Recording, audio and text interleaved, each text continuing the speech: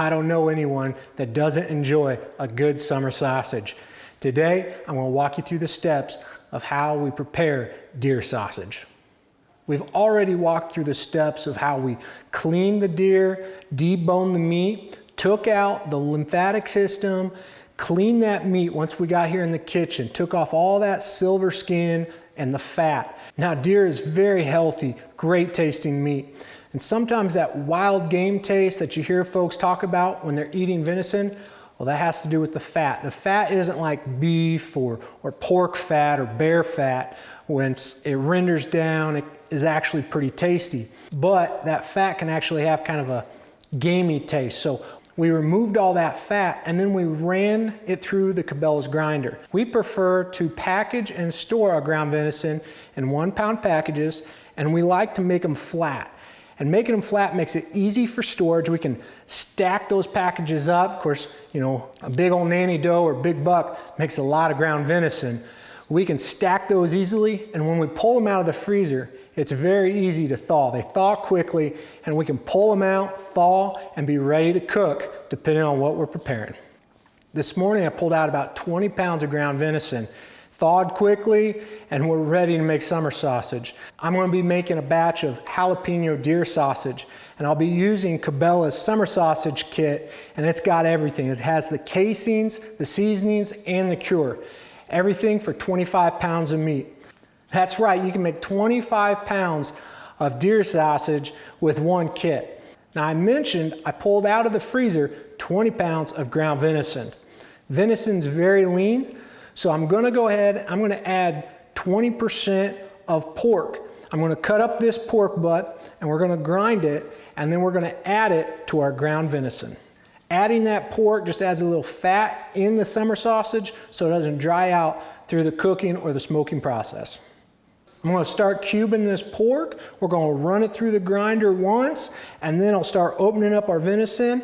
We'll get that pork mixed in, and then it'll be time to add our cure and seasoning. The grinder made quick work of that pork. Now it's time to add the venison. While my hands are clean, I'm going to go ahead and swap out the plate for the stuffing tube, start preparing the grinder for summer sausage. Now, before I started cutting and grinding the pork, I went ahead and took the casings out and put them in warm water. Let them soak about 25 to 30 minutes. That way, they're very pliable when it comes time to stuff.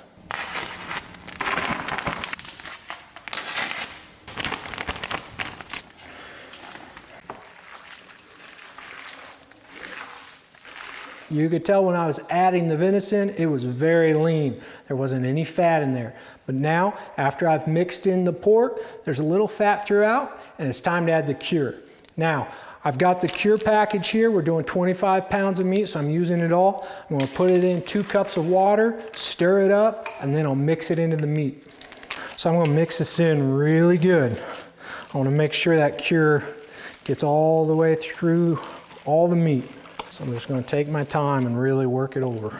I'm going to mix it in really good. And once that's mixed in, it's time to add the seasoning. Now, I don't want to add it all at once because it'll kind of gum up. So sprinkle it in a little bit, mix that in, then we'll mix more in. And you'll notice now with the seasoning and the cure in there that the meat's starting to become a little more tacky, and that's good. That's what we want.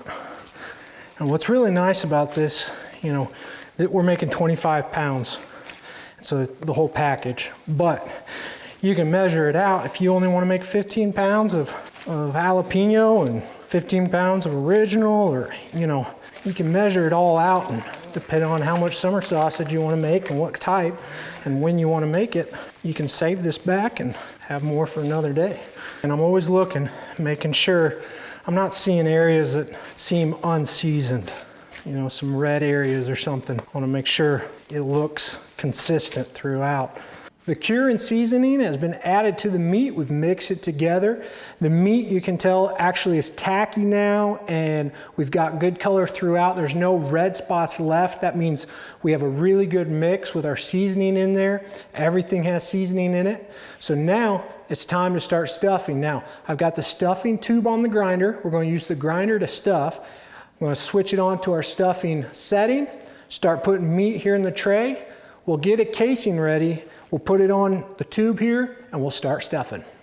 I like to use these totes to help catch blood or water that may be coming out as we're stuffing. So I'll keep the meat here and we'll start stuffing our casing, and as it comes out, I'll hold it, but if anything comes out, it'll be caught in this tote, and then we'll tie it off and we'll put it in this larger tote. And this tote is where I'm going to store all the summer sausage logs once we're done. So we'll start stuffing. I'm going to get a casing and we'll slide it on and we'll turn on the grinder. So the casing has been soaking in water. I'll go ahead and I'll wring out all the water, and I'm not only wringing out water, but I don't want air in there. So I'm trying to slide out all that air, wring it out really well, and then we'll put it right over the end of the tube, and I'm going to bunch it up. Now, this is really important. We want to bunch it up and kind of leave it loose up here so we can easily let it slide out. But as we're stuffing, we want to be very careful. We don't want any air pockets in here.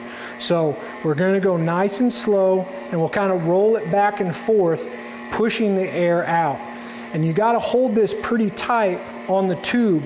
If you go loose, it'll start pushing out, and you will actually let the meat go around the tube and it'll get backed up on you, and then you'll have air inside your summer sausage. So we want to hold this pretty tight and just let it feed itself and really watch the air. For me, it's easiest to kind of hold this on my left hand, and then with my right hand I can feed the meat down into the grinder. Trying to let it get as full as it can and trying to keep that air out of there. This casing's pretty tough, so if you're holding it pretty tight and letting it get packed, if you're using a natural casing, like if you're doing more of a thinner casing, you gotta be real careful or you have blowouts. I'm kind of feeling it. I want it to be very even and try to work it so I don't have any air pockets in there. So as you start coming to the end, you need to start watching it as you start coming to the end, because you need enough room to tie it off, but you don't want to stop too short and end up, at the end of the day you've got a bunch of meat left and no casings because you didn't fill your tubes all the way. So, and if you overfill, it's okay, you can just push that meat out. All right, that's about where I'm at. So I'm going to go ahead, I'm going to turn this off, and I'm just going to pull this off just like that, and then twist just like that. And you'll see I've just got about an inch of casing left, and this is, you'll feel this is very tight in here. I don't have any weak spots in the middle. Everything's together very tight, and that means we don't have any air. So I'm going to twist that off. Now I have some butcher string. I'm going to go ahead and cut that. Now you could cut off the end. There's a little extra string on this log, but I had some butcher string, so I'm just going to go ahead. I'll get that knot started, and then I'll really twist it and pull that really tight. And that way we don't have any air in there. Make that really tight, just like that. Our first log is complete. I feel throughout, there's no weak spots in there, which means we don't have any air. So this is a good log. We're gonna go ahead and set it in the tote and keep on stuffing.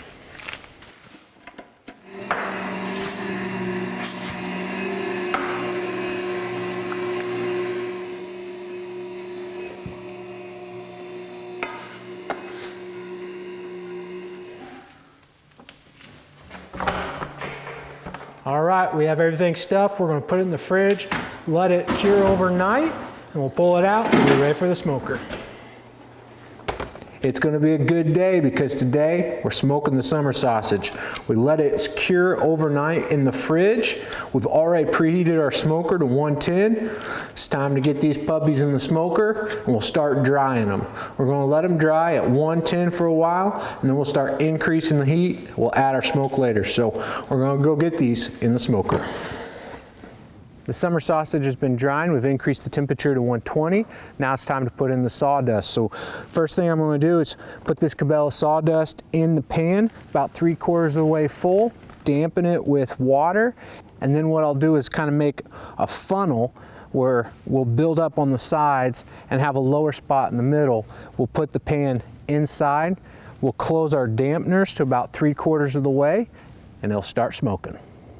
Now you'll notice when I put the summer sausage in, I gave it enough spacing, that way that smoke and airflow can get all the way around there.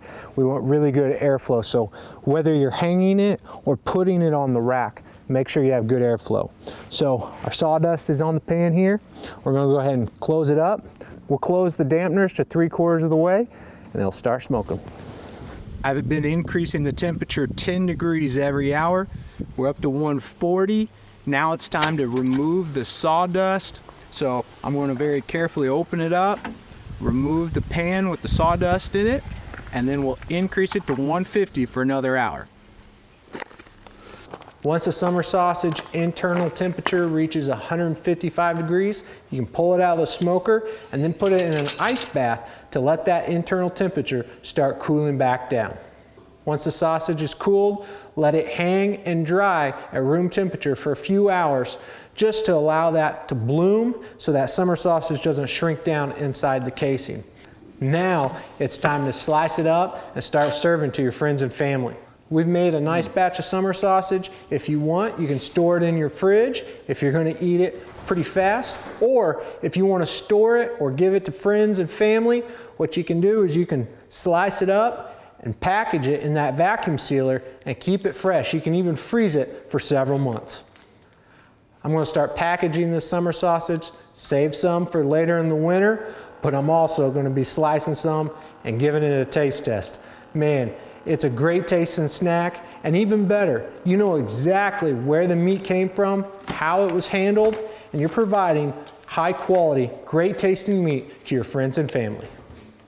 I hope you've enjoyed our Field to Fork series as we've walked you through gutting, skinning, and deboning a deer, and then coming into the kitchen and sharing some of our favorite recipes. Man, that is good. There are many great ways to enjoy venison, and I hope you're able to bring home some great tasting meat after your next hunting adventure.